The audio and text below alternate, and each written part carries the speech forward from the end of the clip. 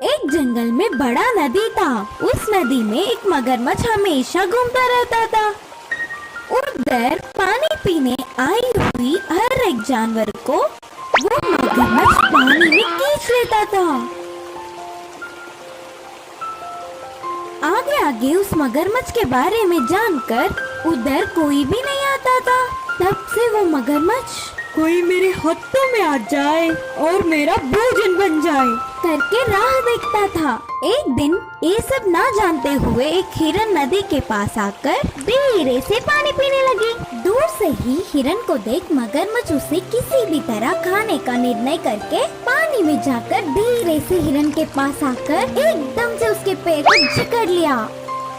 हिरन के लिए ये अनहोनी होने के कारण ना कुछ समझते हुए तुरंत रोना या चिल्लाना छोड़कर हंसने लगी।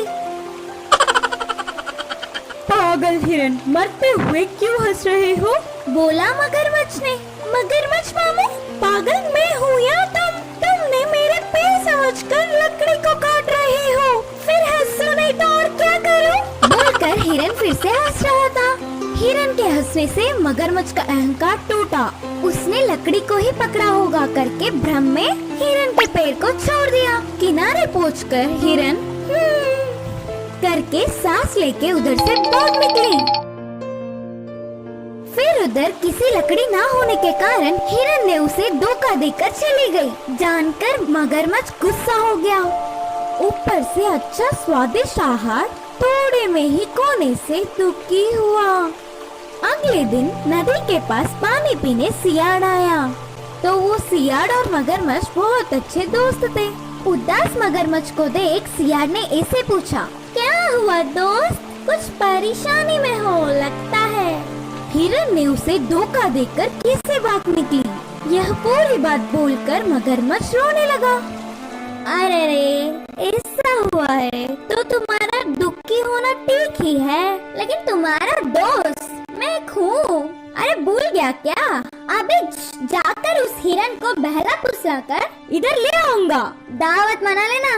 बोल के हिरन आते समय मगरमच्छ करने का उसको कान में एक उपाय बोलकर चला गया सियाड़। अब एक जगह पर हिरन को सियाड़ ने पकड़ लिया। हिरन मित्र, किसी चीज के लिए ढूंढ रहे हो लगता है।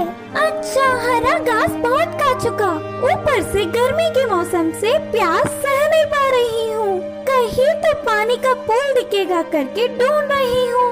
बड़े अच्छे हो तुम, हमारे पास में ही एक अच्छा नदी है ना। नाना, उस नदी में मगरमच्छ है। अच्छा सच? तो वो कल की बात है, अब वो मर गया। मैं सुबह ही नदी के पास गया, वह किनारे पड़ा था मर के।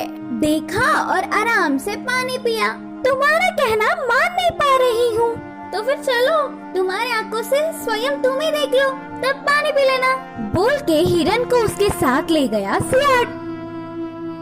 हिरन ने दूर से देखा, सच में मगरमच्छ मरा पड़ा दिखा। दूसरी बार निर्धारित करने के लिए थोड़ी पास गई, उसमें हलचल ही नहीं था। फिर भी संदेह नहीं गया। हिरन ने उसकी बुद्धि का उपयोग कर कहा, अगर मगरमच्छ मरता तो उसके मुंह से उफ उफ करके आवाज निकलती है ना। हिरन को मनवाने के लिए मगरमच्छ उफ उफ उफ उफ उफ करके आवाज निकलने लगा।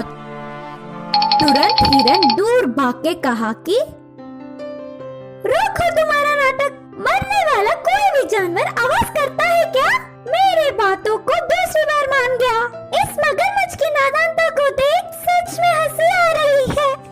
इस बार भी मेरी बुद्धि से किसी भी तरह बच गई। अब से मुझे बहुत सतर्क रहना चाहिए। बोल के तुरंत उधर से भाग निकली। इससे मगरमच्छ सियाड़ एक दूसरों को ही देखते रह गए। इस कहानी की सीख यह है कि उस हिरन की तरह हमें भी थोड़ी सी बुद्धि दिखाकर कितनी बड़ी मुसीबत से भी